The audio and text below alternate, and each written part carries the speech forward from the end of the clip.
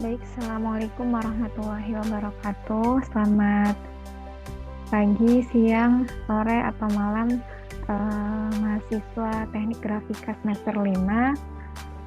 Saya coba menjelaskan lebih detail ya terkait dengan soal UAS kita, UAS K3 Lingkungan, bagaimana penyusunan, kemudian bagaimana cara mengisi dan lain sebagainya. Nah, terlebih dahulu teman-teman semua harus mendownload panduannya dulu. Ini sudah saya upload di Google Classroom ya, judulnya K3LMBDR. Di situ ada panduan terkait dengan sistematika laporan makalah UAS K3 Lingkungan. Nah, di sini ada beberapa tematika ya yang sudah saya susun. Jadi nanti teman-teman tinggal mengisi saja bagian-bagian yang sudah ditetapkan ini. Nah, yang pertama adalah bagian awal, dimulai dari halaman judul, prakata, ringkasan, daftar isi, kemudian ada daftar tabel sama daftar gambar. Nah, untuk halaman judul ini, formatnya seperti apa? Ini semua disesuaikan dengan format TA, format tugas akhir. Saya kira teman-teman sudah mendapatkan ya materi tentang bagaimana menulis tugas akhir di mata kuliah teknik penulisan ilmiah. Jadi teman-teman silahkan disesuaikan saja penjelasannya atau penerapannya dari dosen masing-masing di mata kuliah penulisan ilmiah. Nah, untuk judulnya saya sarankan judulnya adalah manajemen resiko di lab masing-masing. Misalnya kelompok 1 adalah di pasca cetak, misalnya nanti tulis aja manajemen resiko di lab pasca cetak menggunakan metode apa. Nah, metode yang kita digunakan di sini adalah Hiradisi atau IBPR. Nah, nanti di situ kan ada nama ya, tulis aja nama-nama kelompoknya siapa aja. Kemudian di sini ada prakata, kemudian setelah itu ada ringkasan. Tentunya ringkasan ini adalah hasil akhir dari penulisan UAS. Jadi ini diisi nanti saat terakhir sudah membuat semua laporannya. Kemudian seperti biasa ada daftar isi. Kemudian kalau ada daftar tabel, silahkan dituliskan. Kemudian ada daftar gambar. Nah, kemudian ini adalah bagian inti, teman-teman. Untuk bagian inti itu ada pendahuluan, bab 1 ya, bab 1. Kemudian ada bab 2, tinjauan pustaka. Ada 3, metode pelaksanaan. Kemudian yang keempat, hasil dan pembahasan. Kemudian di sini bagian akhir itu adalah di bab 5. Oke. Seperti biasa, kalau format di TA kan ada bab 1 ya, pendahuluan. Kemudian di sini jadi bab 2. Sengaja sih tadi saya nggak tuliskan bab 1, bab 2. Saya kira teman-teman sudah paham. Ini bab 3 ya. Untuk penulisannya pakai Times New Roman dan lain sebagainya, silahkan lihat panduan TA. Kemudian di sini bagian akhir itu, di sini ya, penutup itu bab 5. Oke, kita mulai dari pendahuluan bab 1. Nah, di bab 1 itu ada latar belakang. Jadi, yang melatar belakangi kalian menulis judul dengan judul manajemen resiko di lab pasca cetak menggunakan tabel HIRA itu apa. Kemudian mungkin kalau kalian masih ingat mungkin ya di mata kuliah teknik penulisan ilmiah untuk membuat latar belakang itu dimulai dengan yang general dulu, baru setelah itu yang lebih ke spesifik. Ya, dikaitkan dengan K3 boleh, kemudian kecelakaan kerja dan lain sebagainya, tapi nanti spesifiknya lagi adalah pentingnya melakukan manajemen resiko di lab cetak atau lab pasca cetak atau di lab pracetak guna untuk mengurangi terjadinya kecelakaan kerja di tempat kerja. Kemudian di sini nanti ada rumusan masalah. Nah, untuk rumusan masalah ini teman-teman silahkan untuk menyesuaikan. Kalau misalnya judulnya adalah manajemen resiko, nah manajemen resiko itu kan di dalamnya ada identifikasi bahaya, penilaian resiko, dan pengendalian bahaya resiko. Seperti contoh, saya stop share dulu.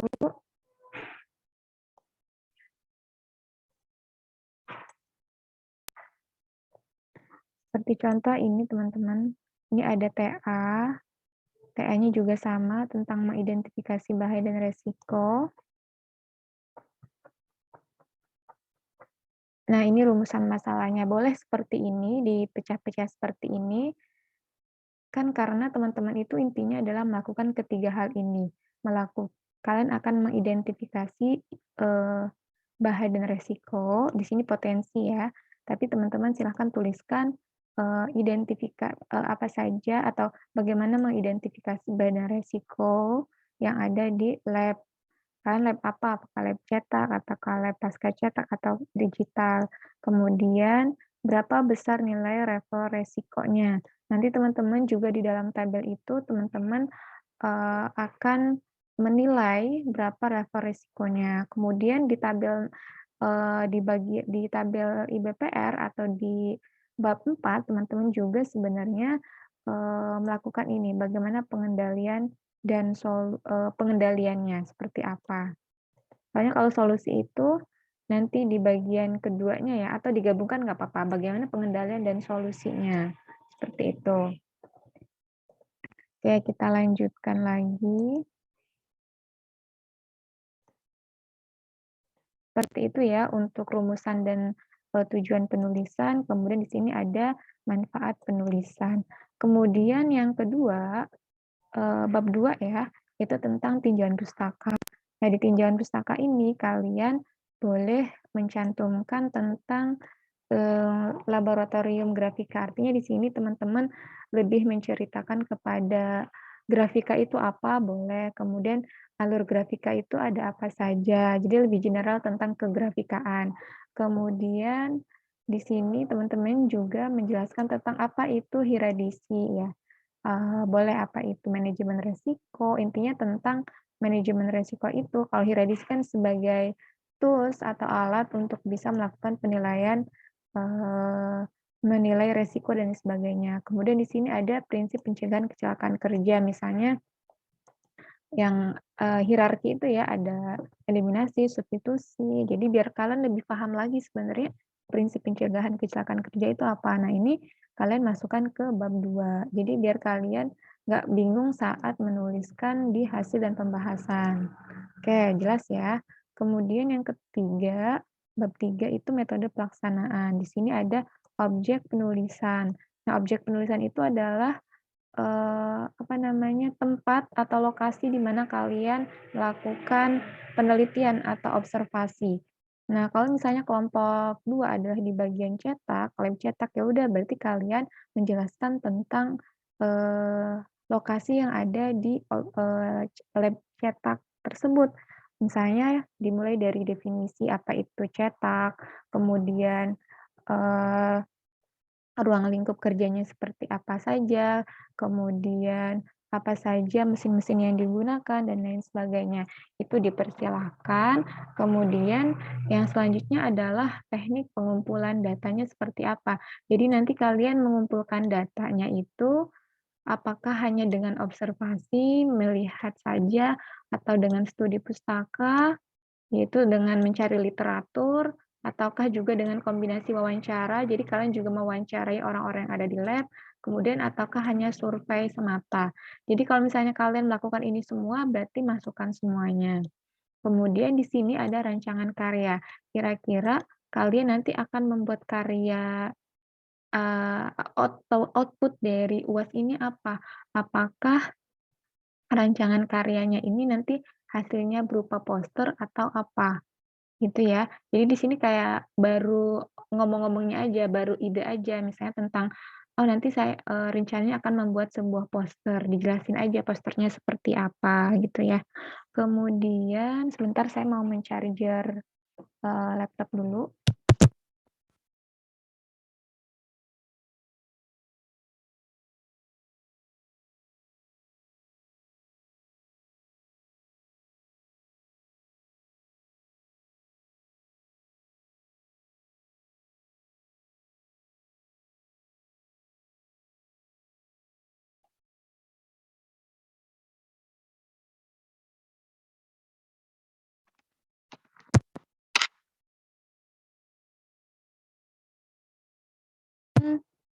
tadi ya di rancangan karya itu berupa konsep atau ide produk untuk solusinya.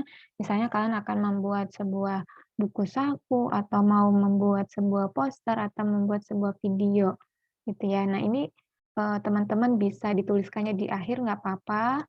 Yang penting teman-teman ini nanti letaknya ada di bagian bab 3. Kemudian di sini di bab 4-nya itu masuk ke inti, yaitu hasil dan pembahasan.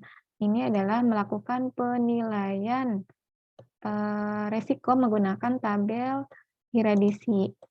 Nah, Hiradisi itu tabelnya seperti apa? Saya stop share dulu. Tabelnya seperti ini ada perubahan ya dari Google Classroom. Jadi yang di Google Classroom jangan di-download kalau memang belum di-download, nanti ini saya share ke grup. Nah, di sini teman-teman kita perhatikan ya, di sini ada sheet tabel IBPR, ada sheet jenis bahaya, tingkat risiko, sama pengendalian risiko. Nah, di sini ada nomor ya, aktivitas, subaktivitas, sarana, kategori, jenis bahaya, konsekuensi, tingkat risiko, sama pengendalian. Nah, kalian kan sudah menentukan kan, kalian itu mengobservasi kelompok apa. Misalnya di sini nanti ada tulisannya ya, cover teks. Misalnya tabel 1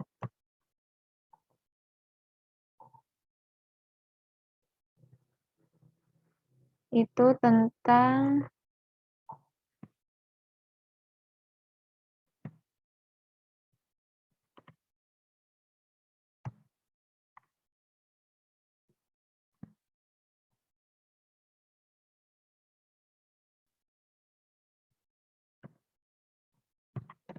misalnya tabel 1 manajemen risiko lab di laboratorium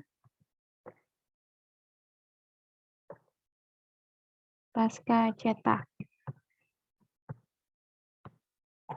Nah, seperti ini. Atau ini bisa juga ya manajemen risiko aja nggak apa-apa gitu ya. Nah, seperti ini. Jadi semua aktivitas aktivitas atau kondisi lapangan yang berkaitan dengan lab pasca cetak. Jadi di sini ada dua ketentuan teman-teman. Bisa kalian mengkategorisasikannya dengan aktivitas, kemudian nanti dilanjutkan dengan kondisi lapangan. Saran saya, urut saja dulu aktivitas apa yang dilakukan di lab pasca cetak. Nanti kalau sudah selesai semua, baru kondisi lapangan yang kalian tuliskan. Nah, ini contohnya, yang warna ini adalah contoh aktivitas. Jadi saran saya, teman-teman harus membuat list terlebih dahulu kegiatan atau aktivitas yang dilakukan di lab masing-masing. Kalau kalian masih bingung, apa sih kegiatan-kegiatannya? Kalian buka saja SKKNI Grafika, cari aja di Google. Nah, di situ akan dijelaskan kan kegiatan apa yang harus dilakukan ketika ada di lab cetak, ada di lab pasca cetak, ada di pracetak gitu ya. Atau kalau misalnya tidak nemu, kalian bisa bertanya dengan dosennya atau dengan PLP atau kakak tingkat dan lain sebagainya. Seperti itu. Nah, ini contoh aktivitas.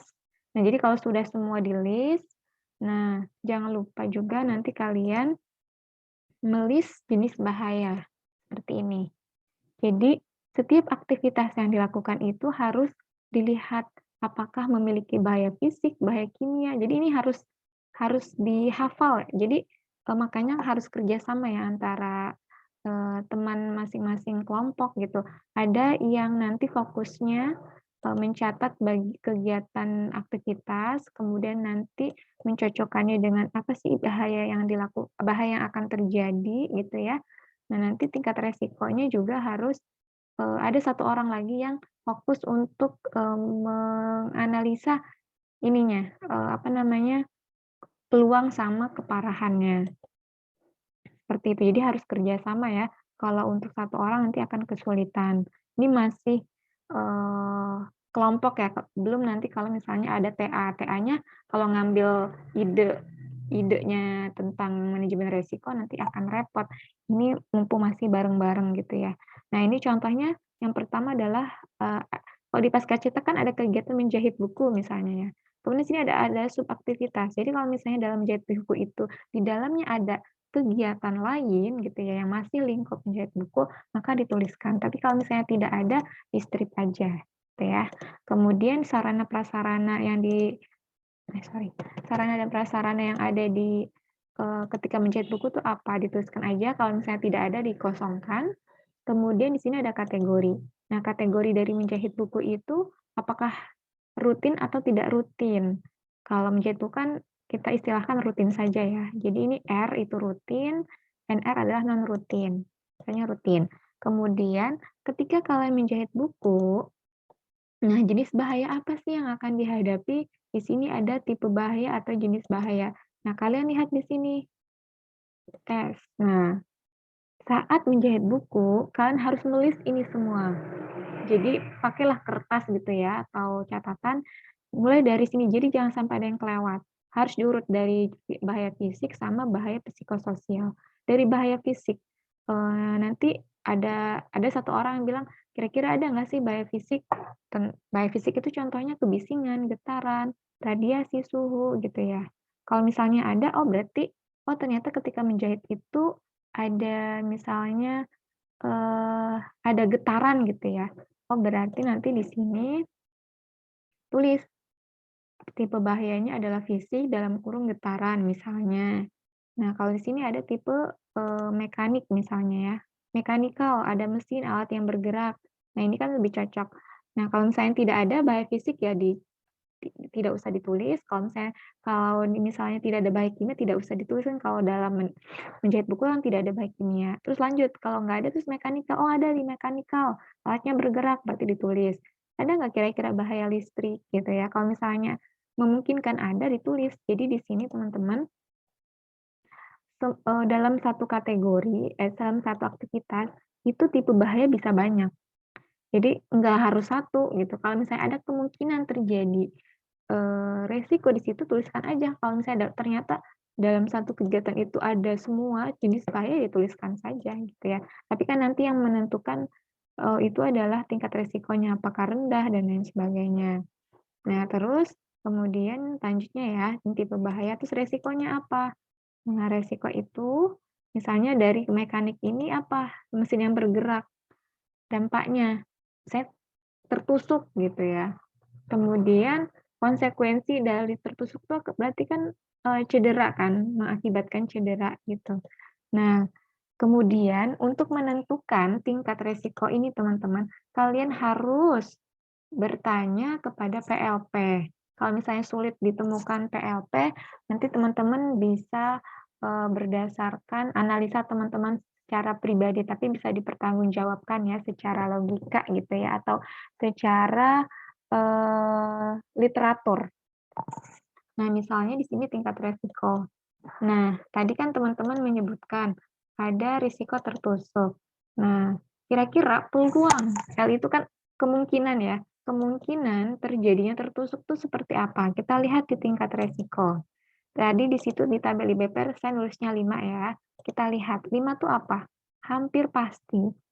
Misalnya ditemukan saat wawancara, teman-teman ternyata tanya PLP kan, "Pak, kalau terjadinya tertusuk itu kira-kira seberapa sering?" Nah, ini deskripsinya seperti ini, apakah kualitatif atau semi kualitatif. Kalau misalnya ada angka, misalnya, "Oh, ternyata sebulan sekali tuh terjadi, Mbak," gitu, terjadi ada yang tertusuk. Oh, kalau misalnya sebulan sekali ada, berarti ini hampir pasti. Jadi nanti levelnya adalah 5. Jadi kalian tuliskan di sini 5. Terus keparahannya gimana?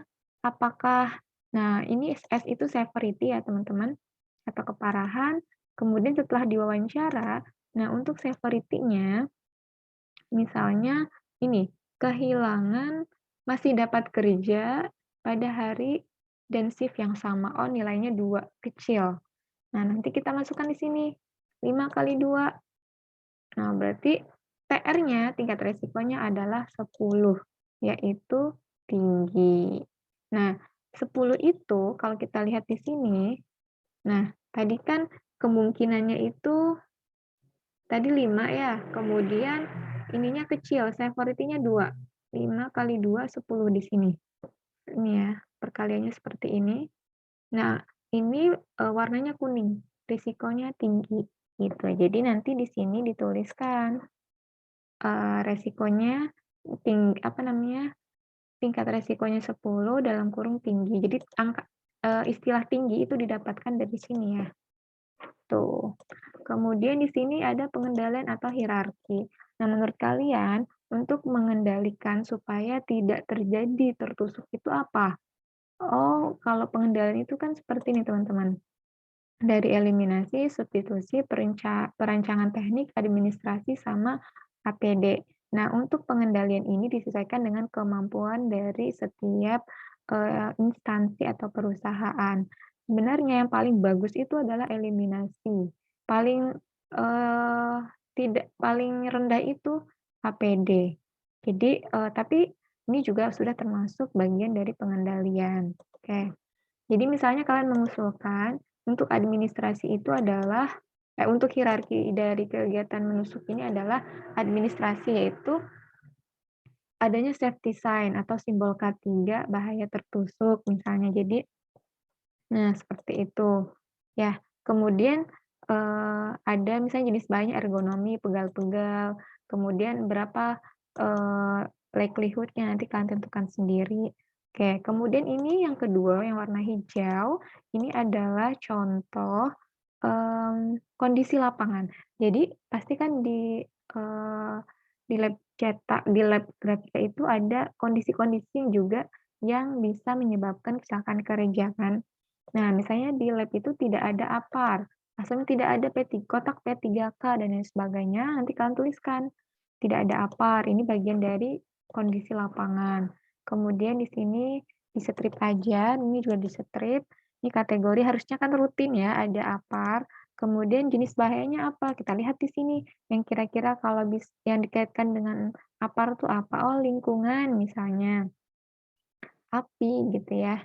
Tulis lingkungan api, resikonya apa ya? Terjadi kebakaran. Konsekuensinya apa sih kalau misalnya ada kebakaran, hasil akhirnya apa? Bisa cedera parah, bisa kematian dan kerugian. Kemudian likelihood-nya, kemungkinannya apa? Wah, ini mah jarang banget terjadi satu. Tapi kalau misalnya parah itu tadi ya bisa 5 gitu ya. Nah, 5 itu 1 kali 5, 1, kemudian ininya 2, ininya 5, berarti kan 5 kan. Berarti nilainya adalah ekstrim. Ekstrim lagi, risiko tinggi misalnya. Nah, kemudian seperti ini usulannya apa? Usulannya adalah pengadaan APAR, administrasi lagi pengadaan APAR. Begitu ya teman-teman untuk pengisiannya. Kita stop share dulu, kita lanjutkan lagi ke ini. Nah, tadi teman-teman sudah melakukan penilaian resiko kan, manajemen resikonya. Jadi di sini manajemen resikonya.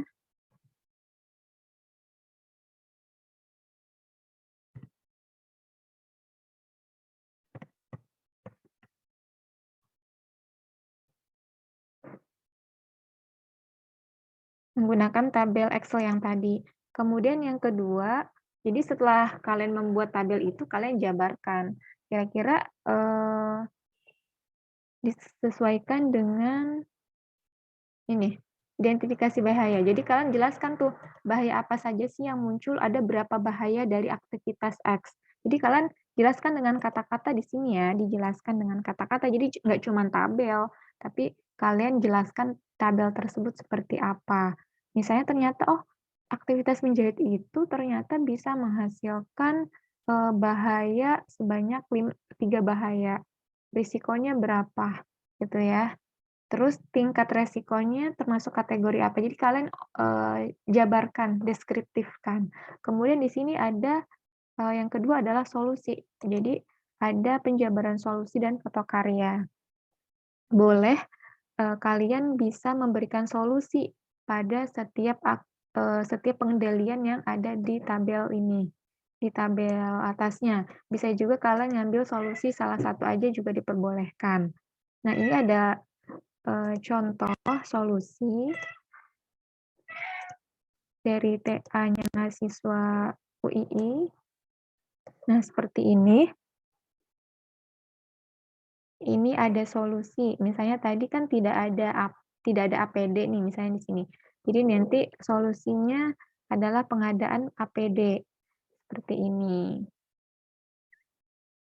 Atau ini kalau ini kotak P3K ya, kalian membuat poster juga boleh, membuat poster tentang kotak P3K, isinya seperti apa aja itu juga boleh. Atau seperti ini kalau tidak ada apar, nanti solusinya seperti apa? Apakah nanti aparnya ditaruh di dekat pintu, kemudian nanti seperti apa nih ukurannya dan lain sebagainya, gitu ya.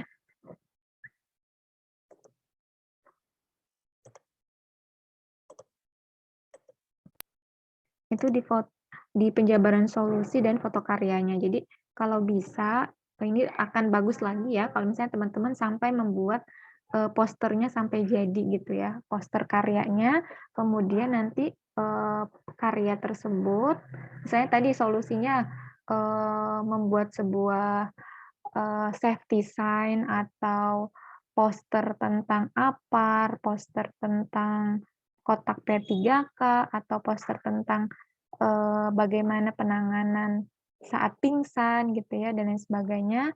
Nah, itu kalian harus cantumkan foto karyanya gitu ya. Kemudian kalau karya kalian itu berupa poster, nanti silahkan posternya itu juga dicetak gitu ya. Jangan lupa nanti di posternya itu atau di karya kalian itu ya, apa video dan lain sebagainya, nanti jangan lupa dituliskan nama-nama kelompoknya gitu ya, dan ada logo Polimedia, logo K3-nya, sama logo Kemnaker gitu ya. Kemudian nanti silakan dicetak, boleh A3, kemudian yang paling murah aja lah cetakannya, kemudian nanti kalian kumpulkan saat UAS ini terjadwalkan. Jadi nanti yang dikumpulkan 2, karyanya sama makalahnya. Makalahnya cukup 1 ya, 1 kelompok 1 sama karyanya 1. Nah, seperti itu. Kemudian di bagian akhir, ini ada penutup, kesimpulan, dan saran di bab 5, kemudian ada daftar pustaka, tentu kalian akan pakai referensi ya. Kemudian di sini ada foto kegiatan selama kalian menyusun makalah. Saat kalian kunjungan ke lab, saat observasi, ini sebagai bukti bahwa kalian mengerjakan. Kemudian di sini ada penjelasan kontribusi kelompok. Ini ada di lampiran ya. Jadi dijelaskan misalnya si Aminah fokus membuat bab 2 dan membuat karya dan lain sebagainya. Jadi harus dijelaskan. Jadi kalau misalnya memang tidak berkontribusi, ya udah berarti dia tidak ikut UAS, dan ikut berarti tidak lulus ujian UAS ya, bisa jadi mengulang tahun depan atau bisa jadi remedial gitu ya. Nah, remedialnya nanti bukan UAS lagi, bukan makalah lagi tapi teori gitu. Ya, nanti silahkan saat ujian itu, misalnya jadwal ujian UAS-nya itu kalau untuk K3 hari Selasa, silahkan nanti kalian sesuai jadwal aja masuk hari Selasa, kemudian masuk kelasnya, tanda tangan, kemudian setelah itu mengumpulkan karyanya, mengumpulkan karya sama mengumpulkan UAS, seperti itu. Mungkin itu ya sedikit penjabaran, nanti kalau misalnya ada yang masih belum jelas, nanti silakan ditanyakan ke saya via Japri. Seperti itu. Terima kasih. Assalamualaikum warahmatullahi wabarakatuh.